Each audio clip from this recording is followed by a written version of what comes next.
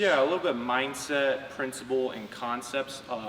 Most people carry a pocket knife, whether it be for self-defense or utility purposes. But most people I hear, they're like, oh yeah, I carry a knife for self-defense, and they're carrying, Benchmade, Spyderco's, and they're carrying high-end pocket knives. But it doesn't matter how much the pocket knife costs, they all have the same concept. So that concept that we were kind of talking about before is the blade is just held to the handle by a screw. Okay, there's not much more than that. So the blade itself might be good, but the fact that it's only held together by that. So from a self-defense perspective, one of the things that I always think about is I'm not going to primarily just be aiming for your stomach or your leg, like a soft tissue area. What if I were to possibly stab you in the collarbone and this gets caught on bone, right? So I go to retract the knife or it gets twisted. Now what we're worried about is that blade breaking off from the handle. And now when I go to retract, I only have a handle with no blade. Yes, you have a blade stuck in you, but let's say you still have a knife in your hand, your adrenaline kicks in, now I'm out of the weapon, I only have a handle to hit you with, right? So that's one of the issues that I do not recommend a pocket knife for self-defense carry. Sure. The other thing too is deploying, right? So one of the things I talk about is you need to be able to deploy. With the firearm, you need to be able to have a really good draw, whether it be IWB or concealed or outer carry. Well, same thing with a knife. Doesn't matter if it's on your belt or if it's in your waistband area or ankle, wherever you decide to carry your knife, you need to be able to deploy, because no one just walks around like this, right?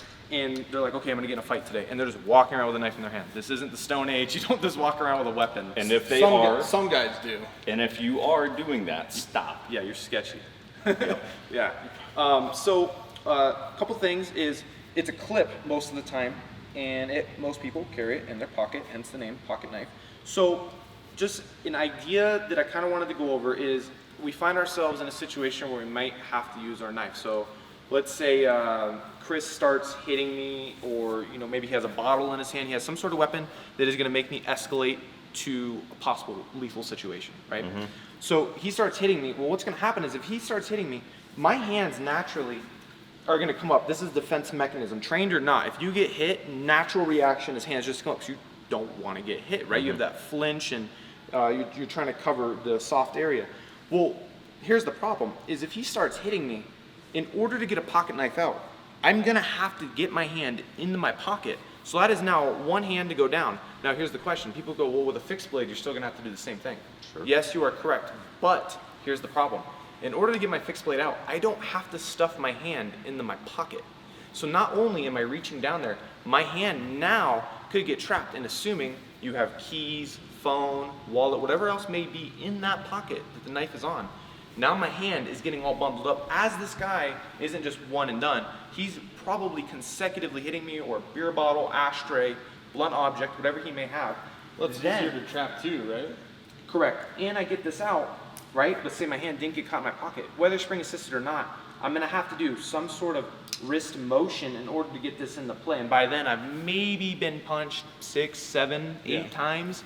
So it's quite a bit of fine motor skills, and I know that it could get very debatable in terms of like, well, how do your fine motor skills hold up under stress? Like, I mean, we've been in shooting courses where like, man, it's tricky. I'm not taking a position one way or another. I'm not a knife fighter, but like, I would rather have fewer fine motor skills to do under stress than more. Correct, and that's one of the things is this is gonna increase time, right? Because I have to get my hand in there, have to pull out, then I have to deploy. Just because the knife is out doesn't mean it's deployed, because the blade is not exposed, right? So even this, I wouldn't consider this deployed, because the second I make contact on something, it's gonna reclose. I need it folded all the way out into the fixed blade position, the locking position. So that's one of the things I talk about is if you carry a knife for self-defense, you need to practice deploying it. Just like if you buy a firearm and you're like, I'm gonna carry this for self-defense. You might dry fire, you might be in your home and you practice your draws or from this position, Well, no one practices like, okay, and then pulling out the knife and getting it out, whether it be fixed blade, horizontal or vertical, or pocket knife. No one practices that.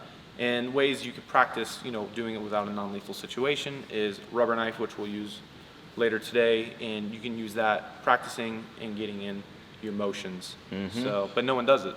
An argument too I've heard for those is linger lockers. I mean, you're talking about a piece of metal just on the edge of another piece of metal. Correct. And so one argument I've heard for not carrying like a folder is say you do go and you hit bone, say the blade doesn't break, but it pops off that detent and slams against your hand. Ooh, okay. Yeah, Which I is can a see great that. argument. Like Yep. you know, maybe you deflect and the whole blade just closes on your hand. Yeah. At full like punching force. Yep. That hand's now Yeah. potentially out of the fight. Potentially, it's going to be more knuckle looks when you're holding. True, but it's if going to be here. true, but even then, like say you fillet that thing open and Yeah.